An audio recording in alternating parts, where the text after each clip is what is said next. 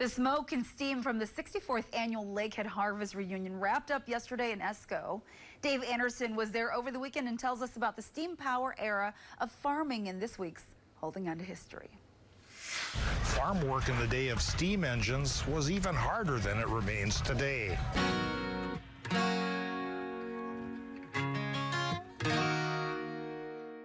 To get Josh Ritchie's 1920 Minneapolis steam traction engine moving can take up to 2 hours of burning slab wood to turn water from Bob Morris's windmill water pump into energy.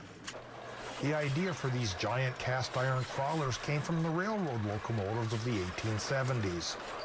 Let's see if we can take a locomotive something smaller and put, steel wheels underneath it or whatever and try to get it to do some traction work.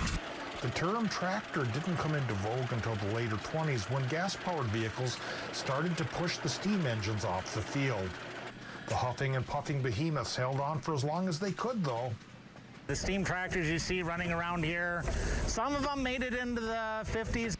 Not long after that, they became sought-after collector's items. These started becoming antique, collectible type things back in the 60s is kind of when these Harvest Fests started going on. The Lakehead Harvest Festival here in Esko indeed began in 1961. Keeping these century-old steam machines running takes welding and fabricating skills. Keeping them running safely requires a boiler license that takes 60 hours of training to earn. Josh Ritchie feels it is worth the effort to pay tribute to a time in farming when you didn't just turn a key and have your tractor ready to roll in an instant. He thinks all the prep time to get a steam engine hissing is worth it too. Build a fire, and the thing it comes alive. It actually just comes to be a living thing almost.